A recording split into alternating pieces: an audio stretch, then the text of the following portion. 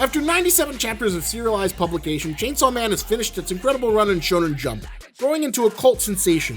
While I've talked before about why I love the series so much, now that part 1's concluded, I'd like to take some time to dive a little bit deeper into some of my favorite parts.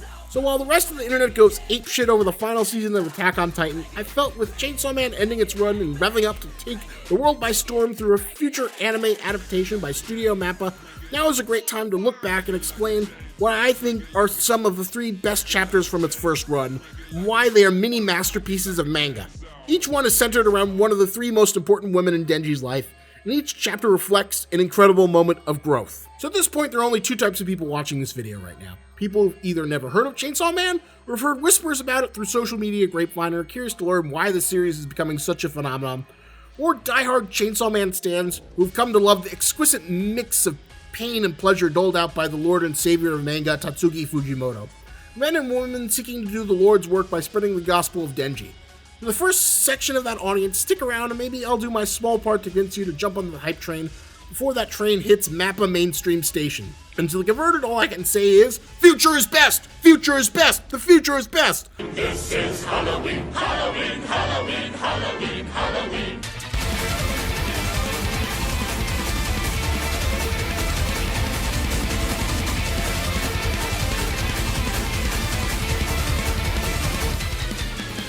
Power is the first president, Nobel-winning prime minister. Ram burger! You gotta love sweet, you gotta back it. Love is a 10 out of you, don't you grab it. So for the first chapter on the docket, we have chapter 39. Tatsuki Fujimoto is an avid film buff.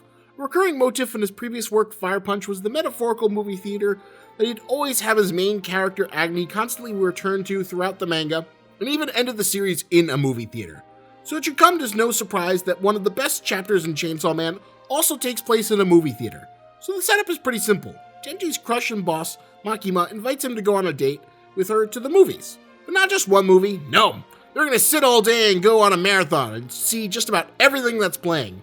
Being the enthusiastic simple boy that he is, Denji is so excited at the prospect of this that he gets up at 5 a.m. and can't wait to meet up with her. But in the previous arc, Denji has begun to question his humanity. He'd seen horrible tragedy in the past few arcs, including the death and dismemberment of some of his close friends and allies, but he didn't feel himself caring. Ever since his transformation into becoming the Chainsaw Devilman weapon hybrid, he's found himself losing touch with his emotions. Now, this is a motif we've seen in a lot of various anime and manga. Some guy gets superpowers, then they get super emo because they feel like they're losing touch with their humanity because they've got some devil, parasite, ghoul, hybrid power, or whatever. It's a trope I kinda hate because it always progresses the same way. Wow, I'm angsty and I feel like I'm losing touch with my humanity. Wow! Gets old real quickly because the arc usually follows them forging some kind of personal connection, then we find out, ooh, they actually did have a heart, and they were human all along. Well, in this instance, as Denji is watching the various genre films, he sees the audience have different reactions towards them. He sees them laugh at the big budget superhero film, he notices them cry at the romantic movie, all the while he feels nothing, questioning his own judgment and taste, and if he really is losing touch with his soul. All the while he watches Makima and sees her completely blank-faced as well, not reacting to anything on screen. They spend the whole day going from film to film with Makima bringing out her inner ciniste and Rotten Tomatoes critic, but nothing seems to be clicking for him. Until he sees the last film. A smaller, more esoteric indie movie. Denji and Makima are all alone in the theater, but at this small, trivial scene of intimate human connection, Denji finds himself tearing up. And he looks over at Makima and sees that she has a tear herself. She remarks that maybe only 1 in 10 movies she sees are worth seeing, but that 10th film may be something that sticks with her for the rest of her life. And at this, Denji comes forward asking her if she thinks he has a heart. She embraces him, listening to his beating chest, and tells him he does, giving him a single piece of solace before leaving him into the cold night. I love this chapter on a lot of different levels. Fujimoto is a film buff. His manga series, The Insane Fire Punch and Chainsaw Man, are littered with references to his favorite films, and much like other talented Asian storytellers like Bong Joon-ho, I will drink until tomorrow noon. Whiskey. Fujimoto is especially skilled at juggling a wide variety of conflicting tones that shouldn't work together. His love of cinema and storytelling comes through in this chapter, where he uses the power of cinema as a tool of connection, as a medium that ultimately conveys empathy, which which of course serves Denji as a way to reaffirm his human connection and bring him closer to his enigmatic crush. Well, until she goes about murdering just about every other beloved character in the series, but that's for another day. On this day, Denji is reaffirmed that even if his heart is beating through the power of his beloved chainsaw dog Puchita, the feelings that go through it are still human. The next on my round trip of favorite Chainsaw Man chapters is chapter 52. So this chapter comes at the tail end of the mesmerizing Bomb Girl arc. To give a brief recap to those of you who haven't read the arc or need a refresher, after Denji's little movie date with Makima, he has a new lease on life, feeling uplifted by the notion that he still has a heart. He encounters a cute girl serendipitously out during a rainstorm. He follows her to a cafe, and his flirtatious infatuation begins to grow into something deeper. A love, or at least a crush to replace the current one he has on Makima. Reze is seemingly just a normal flirtatious girl. A normal healthy relationship versus the dominatrix-esque dominion that Makima exerts on Denji as his superior boss lady. It's the classic anime protagonist dilemma, the kind of conversation piece that escalates into shipping wars on Tumblr. Who should Denji pick? His first crush, the supreme waifu who started the series, or the seemingly regular girl who's actually into him? Manga readers will know the right answer, but at this point, it's an ambiguous conundrum. But like everything else in Chainsaw Man, things are not what they seem. We quickly learn that the innocent and sweet Reze is actually a Russian spy seeking to capture the heart of Chainsaw Man. As if that wasn't bad enough, she's also a devil hybrid. In one of the most iconic scenes of the series, her bomb devil form is revealed in one of the best character designs of Fujimoto's career. We have an explosive new villain, paying a not-so-subtle homage to H.R. Giger's iconic xenomorph as she bursts onto the scene. In her pursuit of Denji, Reze goes on a rampage of explosive murder and psychosexual terror as she proceeds to maim and mangle an entire division of public safety devil hunters. Denji returns to his Chainsaw Man form, and the battle of Bomb vs. Chainsaw escalates to the point where it's literally a Sharknado showdown in one of the most ridiculous and glorious set pieces in the entire series. At the end of their fight, Denji lets Reze get away, and he gives her an offer. Come with me, let me run away with you. I'll meet you at the coffee shop where we met. He's willing to leave everything he's built up at this point in pursuit of his pure romance with Reze. Which brings us to the ultimate climax of the arc in chapter 52. We get her backstory that she was a child soldier who was forcibly conscripted by the Russian military and trained to become a living weapon. We see her in disguise making her way back to the coffee shop, trying to keep her unspoken promise to Denji. But on our way forward to meet up with Denji, she is confronted with the biggest, baddest bitch in the room. Yep, it's Makima, here to literally cut down any pretense of debate on who might be better. Serving up divine retribution for all of the public safety devil hunters felled by the bomb girl, her retribution is swift and brutal. As she tries to pull her neck trigger to activate her bomb powers, Makima grabs her, and just like one of the most infamous scenes from Saving Private Ryan, shushes her into oblivion.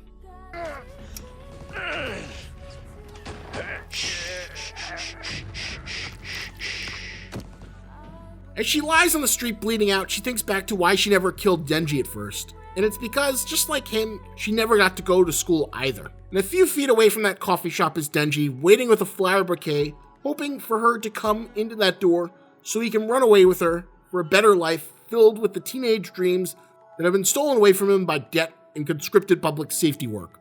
The shop owner remarks that she probably isn't coming, but some girl that's right for him will come eventually. And the door opens, and it's Power! The unruly sister, the only person who Denji really deserves, who immediately starts staring at the flowers possessively, and all Denji can do with this depressing resolution is eat the flowers to try and overcome his disappointment and depression of the universe's greater truth for what might be best for him. I love this chapter so much. It's basically everything that's great about Chainsaw Man in a tight, compact package. There's this wonderful sense of melancholy and tragedy as we get some limited but enough backstory about Reze to sort of understand her position better. We see her get the savage retribution for her violence with the gut punch of her final reflection as her life blood slowly bleeds away. Then we close out on a brilliant little slice of life gag moment that's also a perfect character beat for Denji and Power that encapsulates their brilliant relationship dynamic. It's a total tightrope that's very difficult to accomplish, especially when confined to the span of just 19 pages. A true showcase for Fujimoto's talent and why the series has become so beloved. A pungent mix of violence, despair, tragedy, triumph, and ultimately comedy with a tinge of melancholy. A little mini masterpiece in its own right. Chapter 71 takes place after the end of the absolutely batshit insane International Assassins arc, where several different assassins from across the globe fight and compete to take out Denji and claim his precious chainsaw devil heart. It's a mad arc that sees an all-out battle royale, a trip to hell, and a flaming Chainsaw Man battling with the possessed avatar of creepy dolls and darkness before she gets Halloweened into oblivion. While Denji has ultimately won the day, the lasting impact and the fallout of the arc has been tremendous. In a scene worthy of rivaling the famous eclipse from Berserk, in their trip to hell, Denji and company are confronted by the primal fear devil, the devil of darkness. This scene is absolutely perfect in terms of how creepy, frightening, and gleefully esoteric it is. From the line of bisected astronauts praying to the panels made from the severed arms of our beloved characters. Our crew gets royally thrashed, and the best part is that the consequences from this event manage to linger and stick around. Aki and the Angel Devil have lost one or both of their arms entirely. Our beloved best boy Beam is dead, along with a surprisingly kind violence fiend. Kobeni quit, Powers become completely traumatized after her encounter with the Darkness Devil, and is now riddled with agonizing PTSD. She can't even fall asleep, spending most of her nights screaming.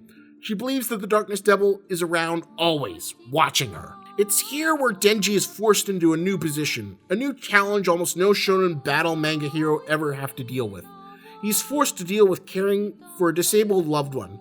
We must treat and tend to Power on a 24-hour basis, something that is completely exhausting and draining as she's prone to fits of screaming and constantly needs to be reassured that she's safe and her fear of the Darkness Devil waiting to strike is unfounded. This is just as emotionally exhausting for Denji as it would be for anyone in real life. He gives up the immediate gratification he'd been wishing for the entire series just to help aid someone he's grown to care about.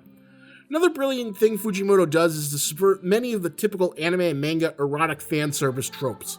Power asks Denji to come bathe with her, but instead of being some perverted piece of erotic fan service, it's tiring and emotionally draining, to the point where even when bathing nude with her, Denji can't help but remark at why doesn't this feel more sexy. It's a sad, emotionally draining chapter and a beautiful showcase of what's managed to separate Fujimoto from many of his contemporaries.